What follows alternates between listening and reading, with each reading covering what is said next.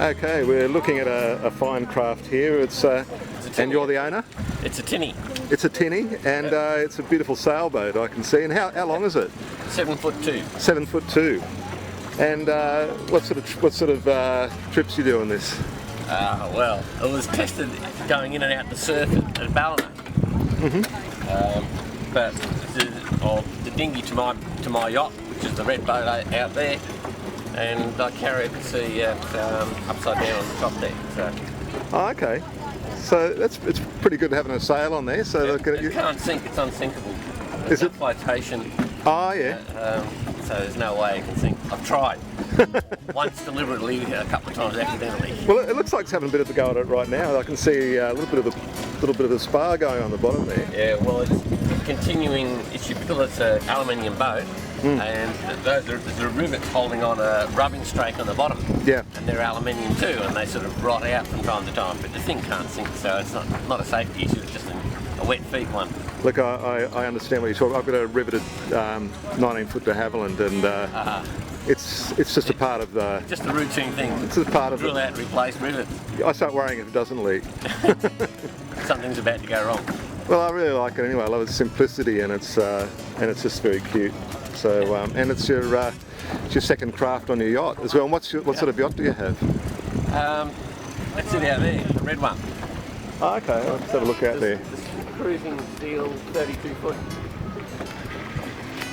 Oh, I see. Yeah. Around the South Pacific. Has it? What sort of length is that one? That one's 32. It was put together very well.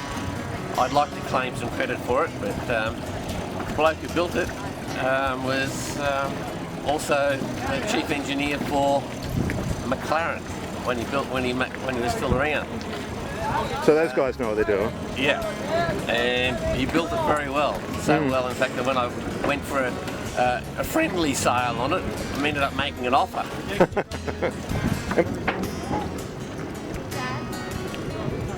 Steel boat. Oh, steel. Excellent. And it was built with maintenance in view, so I can take the engine out probably in about 20 minutes if I was huffing and puffing. Excellent. And I can replace all the valves of all the skin fittings in the water because they're all on spigots that go just above waterline. Well, depending on how I've laden things. And you probably do a wheel change pretty quick too. Better McLaren design. Yeah. Yeah, that's awesome. Well, look, thanks very much for sharing your two boats with us. No problem. Thanks, mate. She sails all right?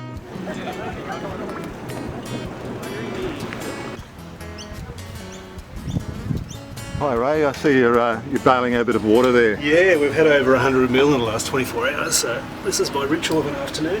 Just getting out the fresh water out of the bilge. Yeah, fresh water's alright, it doesn't corrode as much. And that's an interesting looking motor there, Ray? Yeah, it's a Black Slim Chaplin twin. It's a super putt.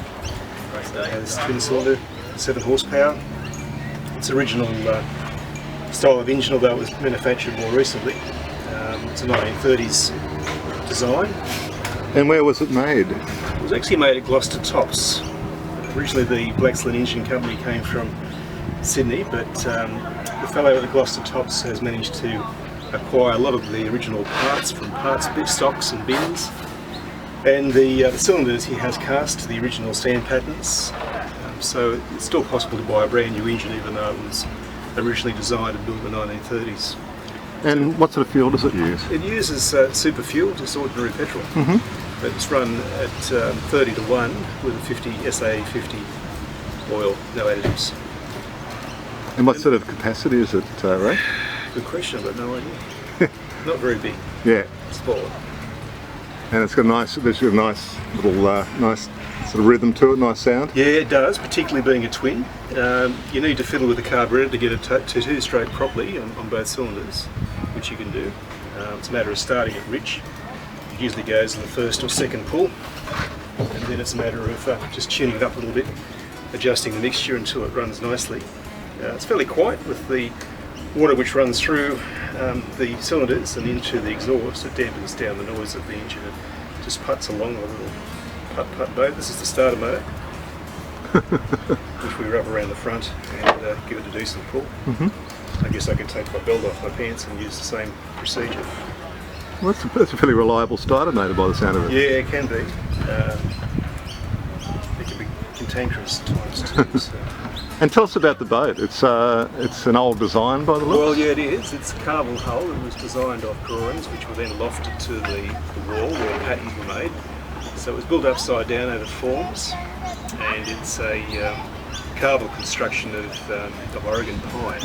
It's sheathed on both sides with epoxy, fiberglass mat to give it some strength and durability. It's finished with coamings of grey gum and a little bit of Baltic pine in the seats and the engine cover.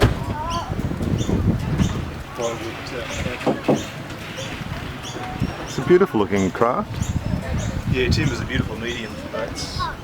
And it'll be nice and watertight, being sheathed in glass. Yeah, that's the advantage of the boat. Pull out of the water all the time. Do so without any worries about cracking or corking coming apart. And what year was it made? Built in 2005, so it's 10-year-old. And you've done a bit of work to it. Yeah, tidying up work basically, reconfiguring the engine bed and the canopy, changing the engine over,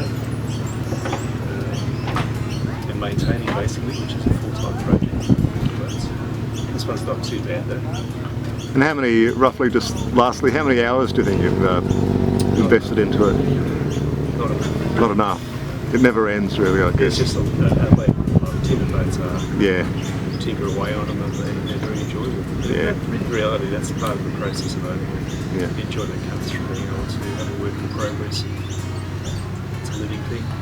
And I think it's the things that you learn along the way, which I think is a part of the enjoyment. Wouldn't you agree that it's the skills and the knowledge that you acquire? Yeah, usually the hard way. Okay, well, thanks very much, Ray. Nice talking to you about your boat.